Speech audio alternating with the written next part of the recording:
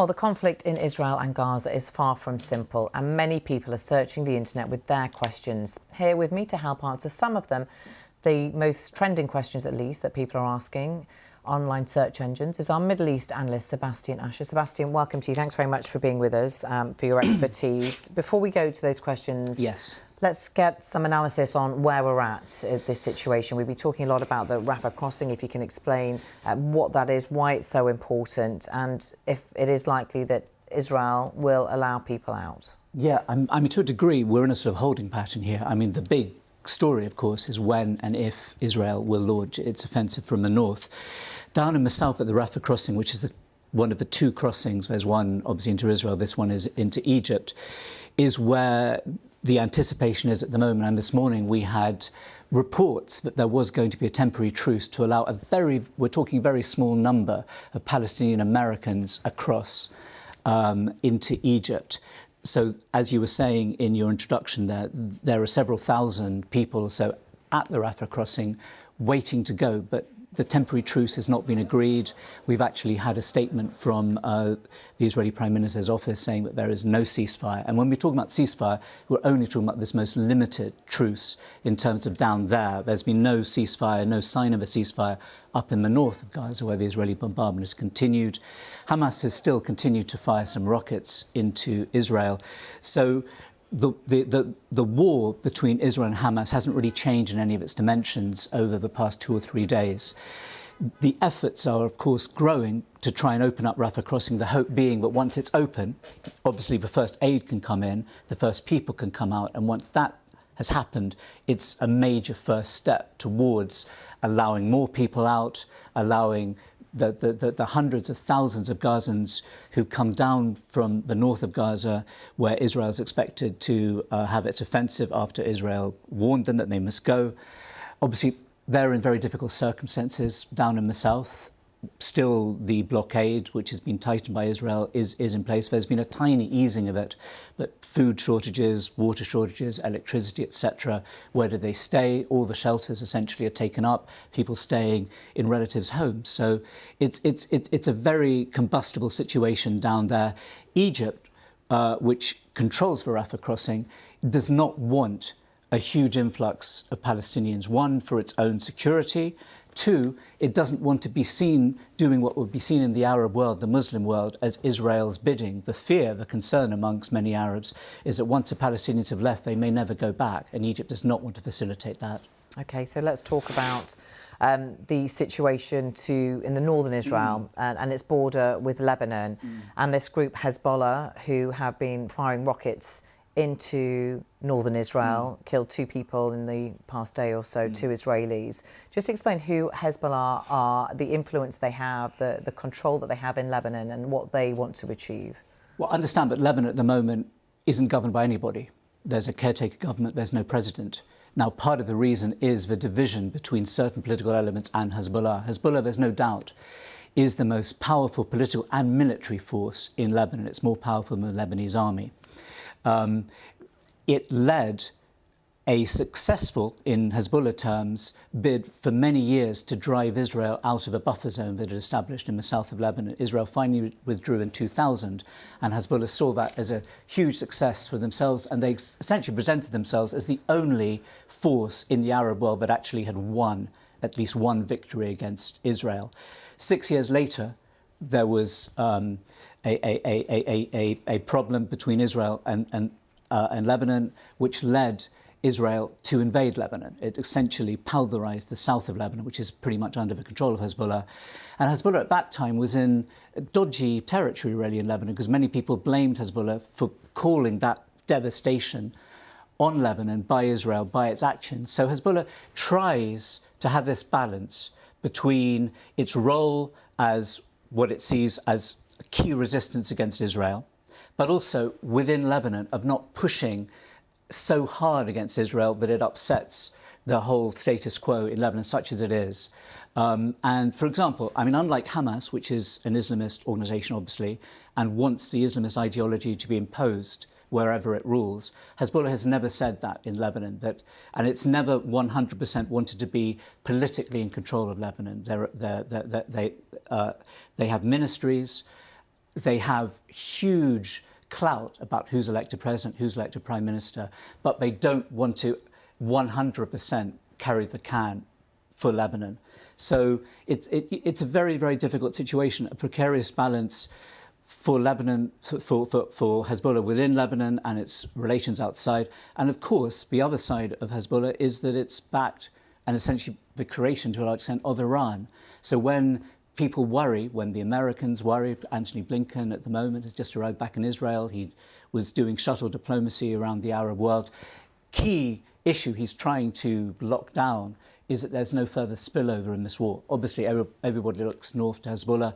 Hezbollah won't take serious action beyond what it's done so far without the say-so of Iran. Iran has been rhetorically suggesting that all bets could be off if things go really bad in Gaza, but at the moment it's tethered Hezbollah's power. And Israel has made it clear it does not want a war with Hezbollah, and we've seen the US moving airplane carriers, big warships into which is the essentially region. a warning to other outside players who might want to get involved, less about Hamas and the battle in Gaza, but essentially a message to Iran, really, that do not cross this line. We will take it very, very seriously. A few moments ago, you were talking about Egypt, about the Rafah crossing, about what Egypt wants or doesn't want. People are also asking, is it safe to travel to Egypt at the moment? I think you could say it's safe to travel to Egypt. I mean, none of the Arab states around Gaza and Israel are likely to get actively involved in a war. Lebanon may be drawn into it by Hezbollah, as we've just been saying.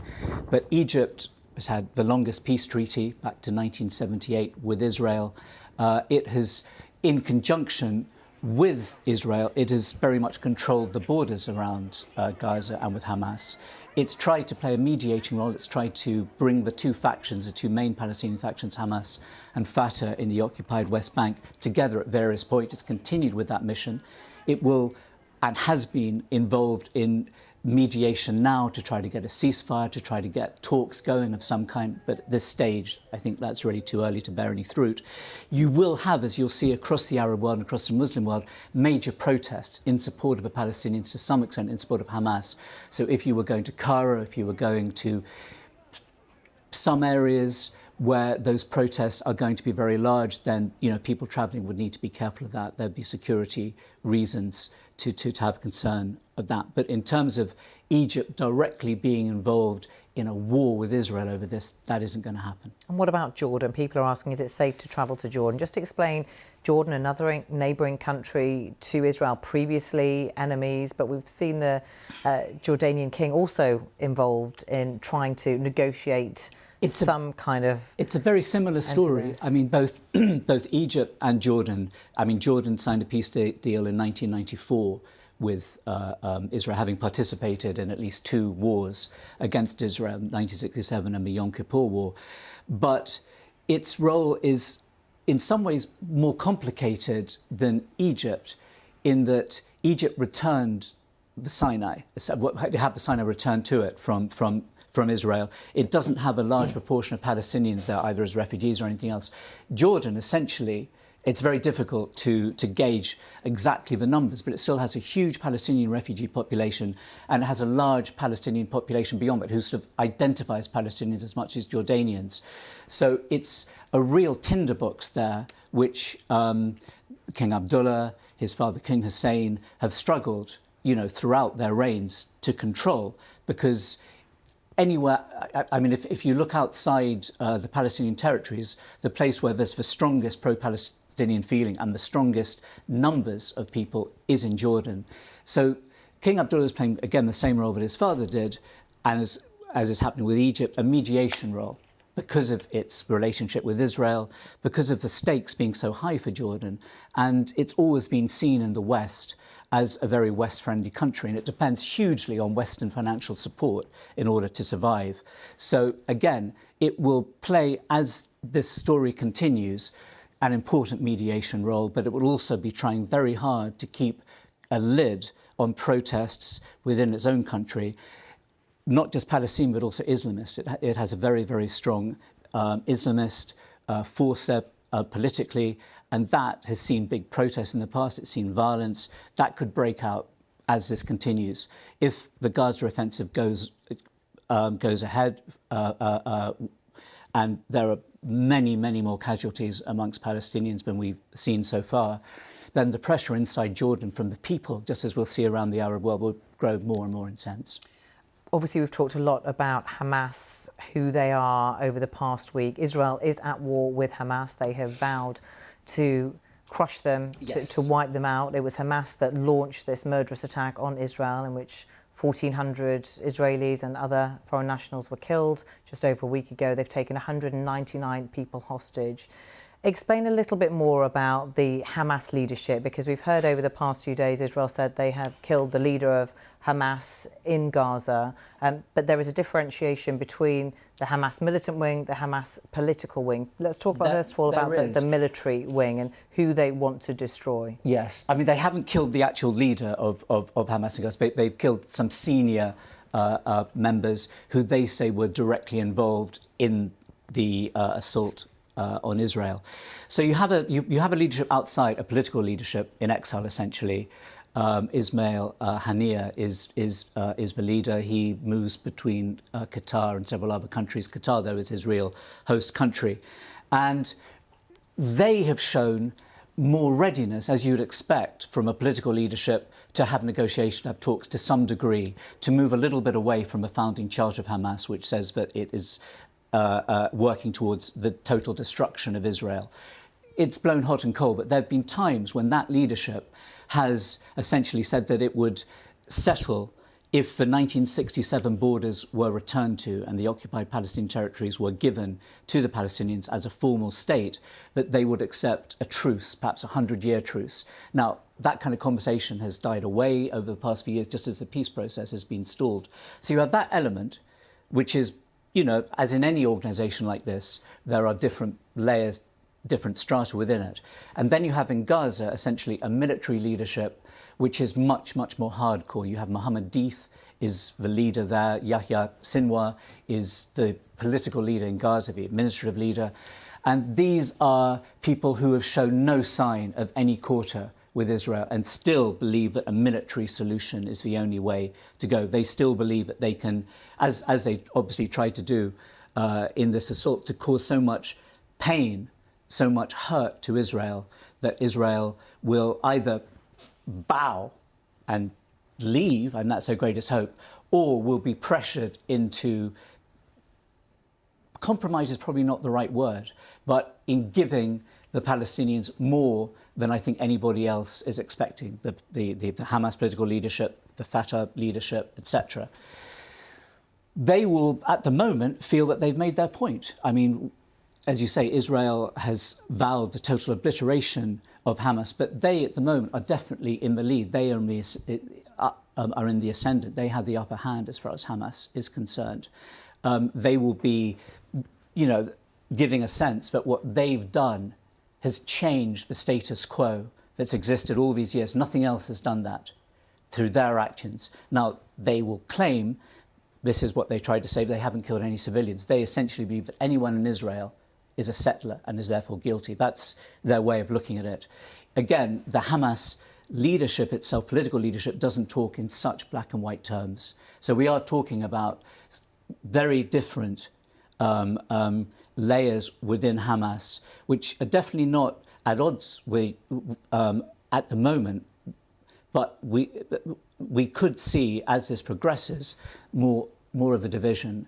And at the end of this process, at the end of the war, I think the Hamas political leadership, just as the political leadership in the occupied West Bank, will try to reassert themselves in terms of looking towards the future and looking back to a two-state solution. Hamas is a proscribed terrorist organisation in the UK, in the US, the EU also, so many countries around the world. When we talk about the militant wing and the political side of it, is that one and the same thing?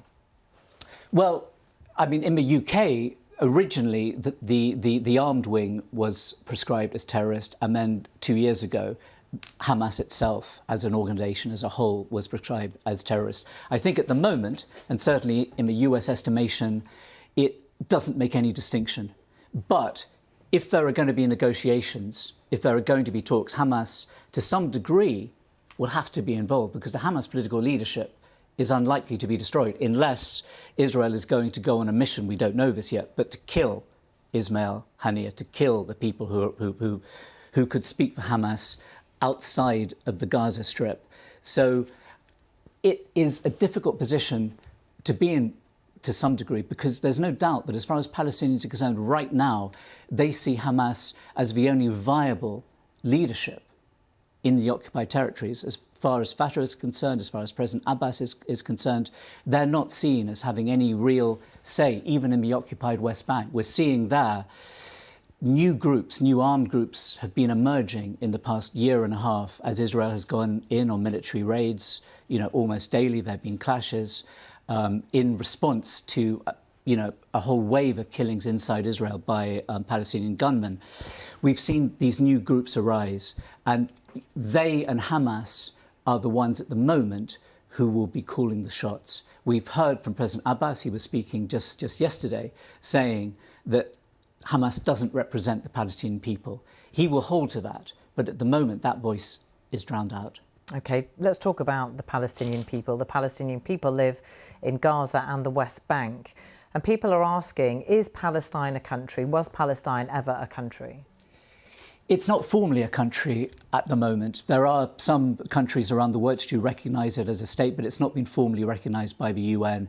It has a non-member observer status at the UN. It's had since 2012. We talk about President Abbas, so that gives a sense of a head of a state, but it's still very much in embryo, and the whole issue of a peace process was to set up a viable Palestinian state. That doesn't exist. The difficulty over that was the Palestinians never believed that what they were being offered was anything close to what they'd lost. So at the times when it looked close that some accord might be made back in the early 2000s, back in the late 1990s, the Palestinians in the end rejected what they were offered because they believed that it just didn't come near to the boundaries of what they believed they should be given. It wasn't that the Fatah and the PLO rejected the idea of a two-state solution. It wasn't that they rejected the idea that Israel should exist, but they weren't satisfied with what they were being offered.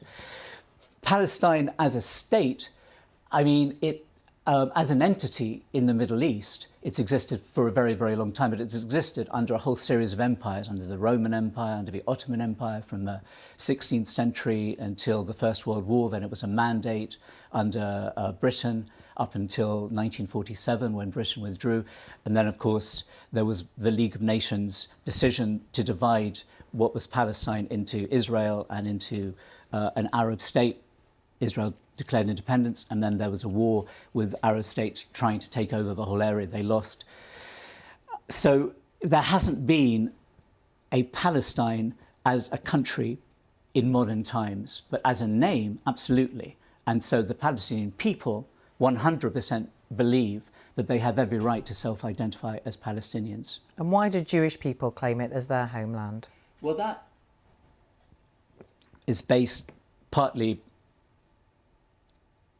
on ancient history, on the Bible, that was their homeland going back, to the days of King David, etc. It had different states as that existed over various times within the framework of the Bible, but in modern history, there hasn't been an Israeli state. What we're seeing is there was a rise of Zionism in the 19th century. It was a movement in Europe which essentially was pushing for a safe homeland for the Jewish people, and Israel, as being their original ancestral homeland, was where they decided to go. So the settlements began from then and built and built and built. So more and more Jewish people obviously were going during the next 60, 70 years, even before the creation of Israel. So, you have a slightly separate way of looking at it. You have many of the settlers believe in the biblical sense of Israel, that all of it belongs to them, that everyone else is an intruder, that the Palestinians came after them, that they are the true indigenous population. Then you have many people who came from Eastern Europe, who came after the Holocaust, who see it maybe in a slightly more pragmatic way. They see it as their safe home that was created for them. Yes, it has the ancestral side to it, but they're not as committed to the idea that Judea, Samaria, the places in the West Bank where the settlers are, has to be part of their homeland. What they're more interested in is having an Israeli state, and therefore they're willing to accept a Palestinian state side by side if they can be assured of their own security with that. So there is that division, I think, between Israelis, settlers, and also Jewish people, the diaspora. So we have another question, which is, why are Israel and Gaza at war? Would you describe Israel being at war with Gaza or being at war with Hamas? It's being described as at war with Hamas. That's how Israel describes it. That's how we're describing it, essentially, because Hamas controls Gaza, no doubt about that. There was an election, but it goes way back to 2006, but they won. They then seized the whole of Gaza by force from Fatah. They forced them out in 2007. So there hasn't really been any way of gauging how much the people of Gaza want Hamas to be in control. So Israel certainly doesn't want to look as if they are waging war on the Palestinians of Gaza. They want to confine it to Hamas. And that's why Israel is saying that they're doing everything they can to try and protect Palestinians by telling them to leave so they can then have a clear run at Hamas. For Palestinians, they see it, and many people across the Arab and Muslim world and beyond see it as almost a niche distinction, that the bombs that are falling from Israel, the airstrikes that are happening, don't make a clear enough distinction between Hamas and between the people who live there. So they see it as a war on Gaza, as a war on the people of Gaza, as we've seen time and time again. They would say that this is a war on Gaza and a war on the Palestinians and a war on their desire for a statehood, their desire for dignity. Why is Israel imposing this blockade, water, food, medical supplies? We've just had a update on the Reuters news agency concerning the resumption that Israel said was going to happen of water in southern Gaza. The Hamas Interior Ministry have said that that has not happened. It said that residents are drinking unhealthy water, posing a serious health crisis, threatening the lives of the citizens. And of course, many people can't get hold of any water at the moment. But why is Israel imposing this blockade on all of the people, the 2 million people of Gaza? Well, this has been a blockade to a degree that's been on Gaza since 2007, and Egypt as well has imposed a sort of blockade by controlling the entry and exit from the Rafah crossing. And that's essentially a blockade on Hamas. Hamas, which Israel sees as its biggest enemy, that Egypt also sees as a kind of enemy within the Palestinians. So what we saw when Israel responded to the Hamas assault was they tightened it. They then called it a total siege. And several ministers said that we are going to stop food, we're going to stop water, we're going to stop electricity. And the thinking behind that, one imagines, is to put maximum pressure on the people of Gaza, on the to try and disengage them to some extent from Hamas, to show these are the consequences of what Hamas has done. You are suffering them. They've done something without necessarily your say-so. They haven't gone and asked you if you want this, but they've done it in your name. So I think from the Israeli perspective, if they feel that if they put maximum pressure, then perhaps they can complete their task, which they've set out to be to eradicate Hamas as quickly as possible.